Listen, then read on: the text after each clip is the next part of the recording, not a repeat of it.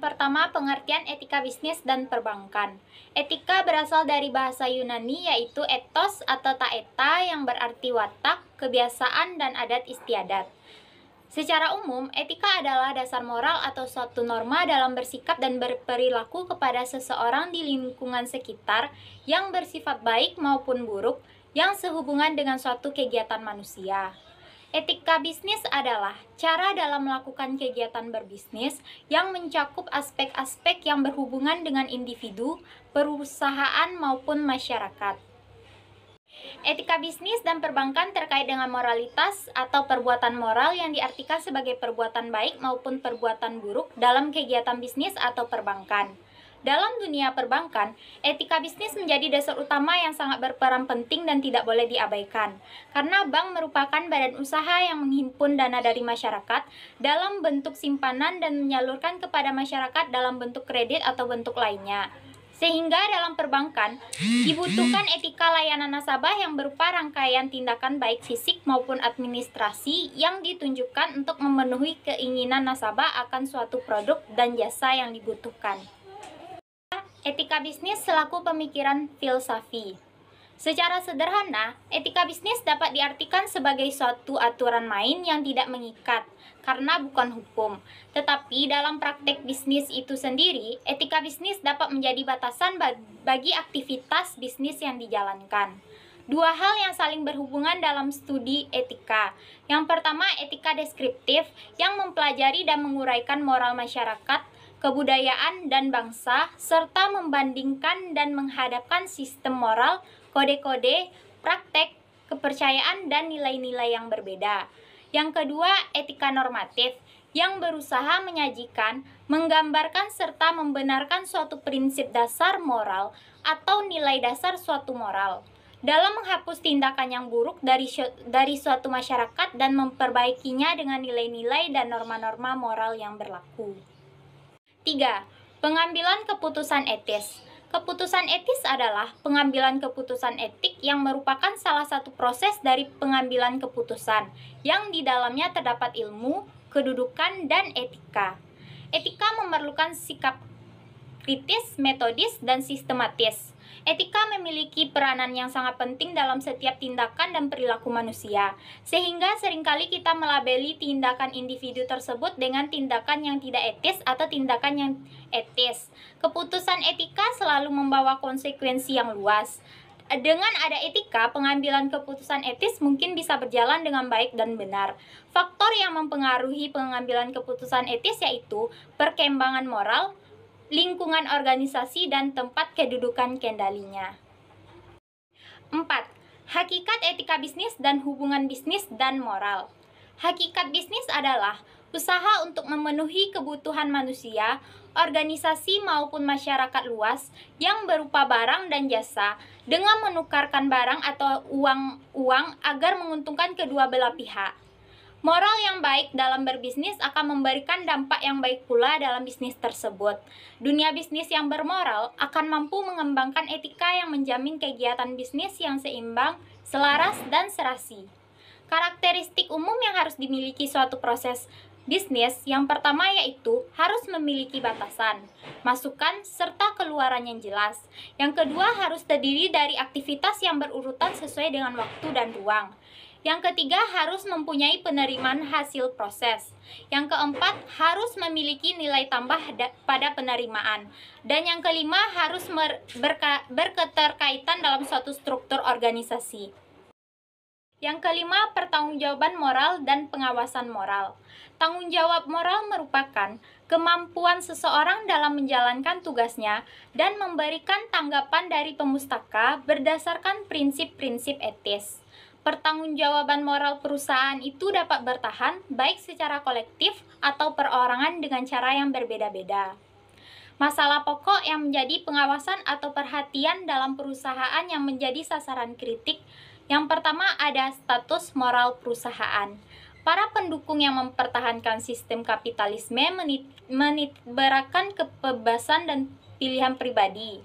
Pandangan mengenai perusahaan mengarah pada pendekatan yang berbeda, yaitu kewajiban moral dan sosial. 2. Pertanggungjawaban moral di dalam perusahaan. Kewajiban moral suatu perusahaan dibagi atas 3 kelompok, yakni pertanggungjawaban untuk tidak merusak lingkungan di sekitarnya sehingga tidak mengotori udara dan air. 2. Kewajiban moral ikut menjaga keamanan dan keselamatan demi kepentingan umum di sekeliling pabrik. Dan yang terakhir, pertanggungjawaban secara umum mengenai lokasi pembukaan dan penutupan pabrik. 3. Struktur perusahaan ditinjau dari segi moral. Perusahaan harus bermoral dan untuk itu sangat penting adanya susunan suatu struktur organisasi perusahaan agar karyawan dapat didorong bertindak secara moral. 6. Pentingnya etika dalam berbisnis. Etika bisnis dalam suatu perusahaan dapat membentuk nilai, norma, dan perilaku karyawan serta pimpinan dalam membangun hubungan yang adil dan sehat dengan pelanggan atau mitra kerja, pemegang saham, serta masyarakat.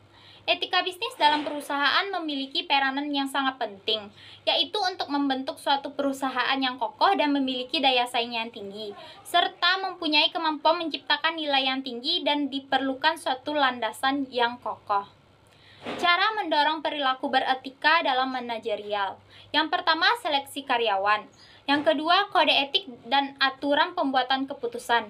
Yang ketiga, kepemimpinan. Yang keempat, tujuan kerja dan penilaian kerja. Yang kelima, pelatihan etika. Yang keenam, audit sosial independen. Dan yang terakhir, mekanisme perlindungan. 7. Etika mencapai laba yang layak. Bisnis harus berpegang pada kesadaran sosial yang ikut memikirkan kemakmuran masyarakat dan bukan hanya kemakmuran para pengusaha saja. Apabila organisasi bisnis mengabaikan pertanggungjawaban sosial, maka pastilah akan dicap sebagai suatu kegagalan di bidang bisnis.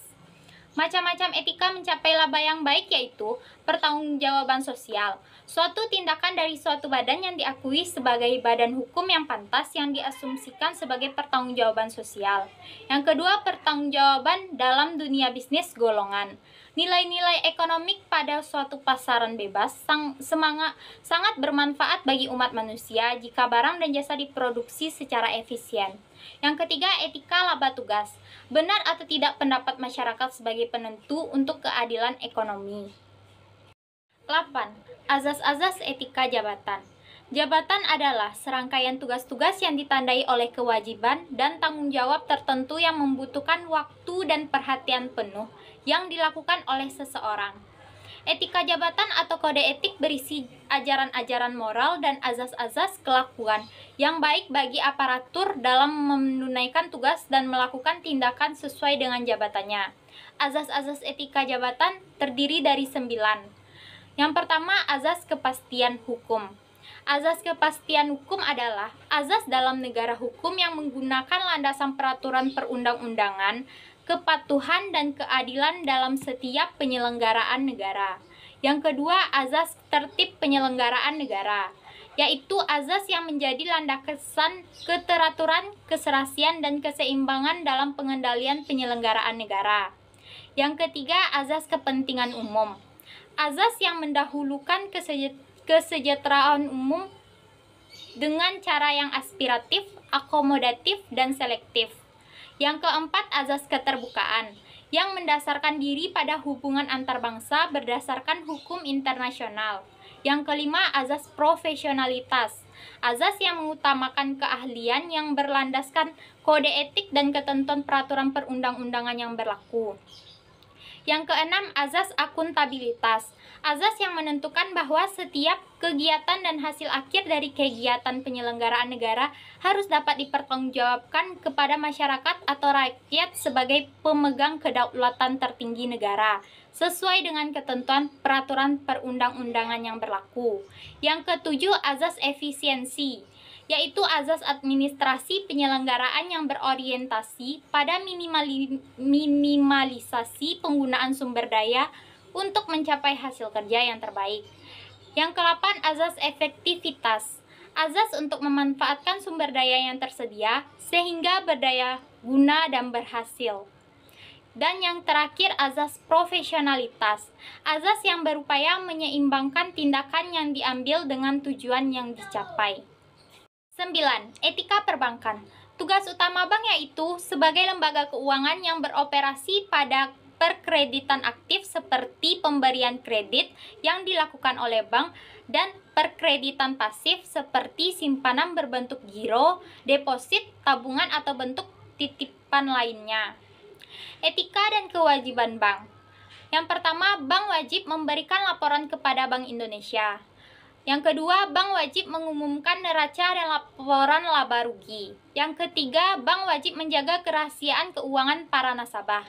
Yang keempat, bank wajib untuk tidak membicarakan nasabah di luar kepentingan dinas. Yang kelima, para bankir harus melaksanakan pemotongan pajak atas gaji yang telah diterima. Yang keenam, bank harus mengupayakan untuk selalu memenuhi janji yang telah disepakati bersama nasabah. Dan yang terakhir, bank juga harus memberikan nasihat yang objektif kepada nasabah.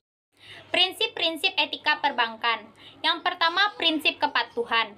Setiap bankir harus mematuhi aturan yang ada dan berlaku. Yang kedua, prinsip kerahasiaan. Setiap bankir dituntut untuk menjaga kerahasiaan bank dan nasabah.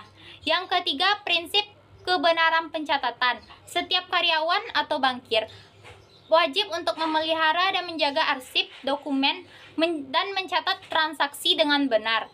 Yang keempat, prinsip kesehatan bersaing. Setiap bank harus tetap menjaga agar tercipta iklim persaingan yang kuat. Pimpinan bank berkewajiban dan bertanggung jawab untuk mengembalikan seluruh atau sebagian simpanan yang diminta nasabah, menjaga kerahasiaan keuangan, memberikan informasi yang akurat pada objek jika diminta nasabah, dan menjaga serta memelihara kestabilan nilai rupiah. 10. Integritas dan wibawa bankir nasional. Integritas adalah sebuah penilaian yang berkaitan dengan kualitas kejujuran dan prinsip moral di dalam diri seseorang maupun sekelompok orang.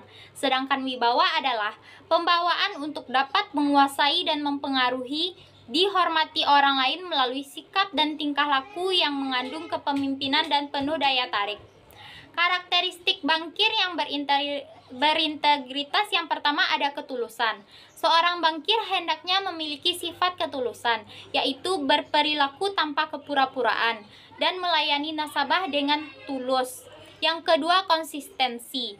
Seorang bankir harus konsisten dalam melakukan tindakannya melayani nasabah dengan integritas konsisten. Yang ketiga, keteguhan hati.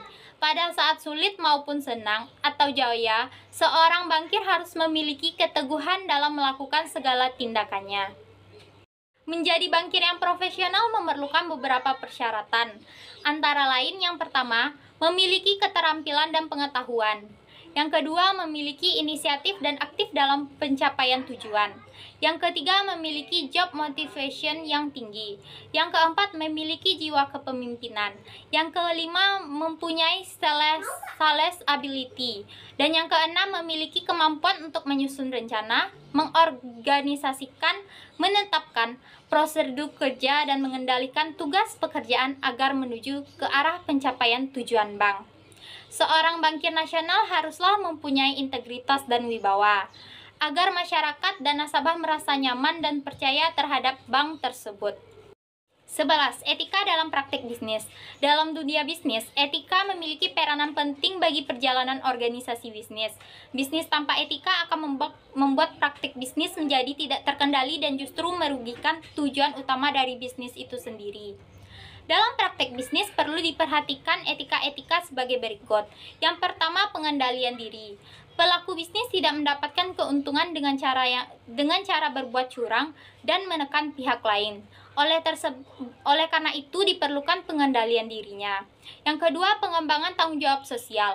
Pelaku bisnis harus peduli terhadap keadaan masyarakat, tidak hanya dalam berbentuk uang dengan cara memberi sumbangan melebihi kompleks lagi.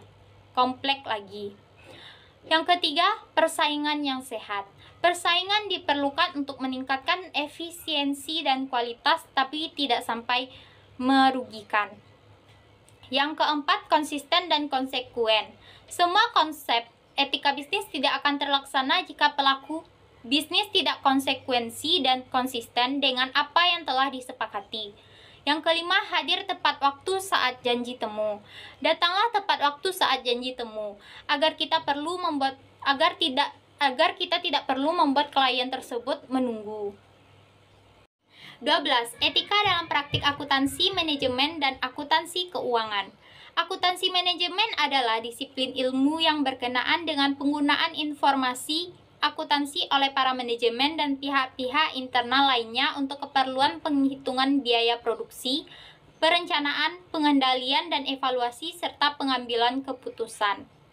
Tujuan dibuat laporan keuangan adalah alat untuk mempertanggungjawabkan manajemen, pertimbangan yang mendukung dalam pengambilan sebuah keputusan. Manajemen keuangan adalah suatu kegiatan perencanaan, penganggaran, pemeriksaan, pengelolaan, pengendalian, pencarian, dan penyimpanan dana yang dimiliki oleh organisasi atau perusahaan. 13. Etika profesi akuntansi. Etika profesi akuntansi adalah suatu ilmu yang membahas perilaku perbuatan baik dan buruk manusia terhadap pekerjaan yang membutuhkan pelatihan dan penguasaan terhadap suatu pengetahuan khusus akuntansi. Prinsip etika profesi akuntansi yaitu tanggung jawab profesi. Seorang akuntan harus memiliki tanggung jawab terhadap profesinya dan mempunyai moral dalam berkegiatan. Yang kedua, integritas. Integritas yang tinggi dalam menjalankan profesinya harus terus dipegang tinggi oleh seorang akuntan agar terjaganya kepercayaan klien. Ketiga, perilaku profesional. Seorang akuntan harus berperilaku sesuai dengan etika dan moral serta tindakannya haruslah konsisten agar terjaganya kepercayaan klien. 14. Mengelola resiko etika dan manajemen krisis. Resiko etika ialah suatu kemungkinan dilanggarnya etika yang disebabkan oleh ketidakmampuan perusahaan dalam memenuhi harapan dari pihak yang terkait. Dalam bisnis terdapat 3 jenis krisis. Yang pertama, krisis keuangan yang terjadi karena perusahaan mempunyai masalah atau likuiditas jangka pendek. Yang kedua, krisis komunikasi. Krisis komunikasi terjadi karena pemberitaan negatif yang kemudian berimbas buruk pada perusahaan. Yang ketiga, krisis strategis. Krisis strategis adalah perubahan dalam lingkungan bisnis yang mengakibatkan kelangsungan hidup perusahaan menjadi terganggu. Perusahaan sebaiknya selalu memiliki rencana dalam menghadapi krisis dan menghindari keputusan yang justru akan membuat perusahaan semakin terperosok. Bisnis tanpa risiko. Sebab risiko adalah sesuatu bayang-bayang yang akan terus mengikuti semua perjuangan perusahaan menuju puncak kebesarannya. Sumber utama risiko berbahaya itu selalu berasal dari ketidaktahuan manajemen untuk selalu memahami tentang semua yang dilakukannya. Oleh karena itu sangat penting untuk pengelolaan risiko yang berkualitas. Manajemen juga harus selalu memiliki integritas yang tinggi untuk patuh pada pedoman etika bisnis dan perusahaan. Melalui pengelolaan manajemen risiko yang kreatif, perusahaan pasti terhindar dari berbagai bencana risiko yang terjadi dan krisis ekonomi. Sekian rangkuman materi etika bisnis dan bank dari pertemuan 1 hingga ke-14. Terima kasih. Assalamualaikum warahmatullahi wabarakatuh.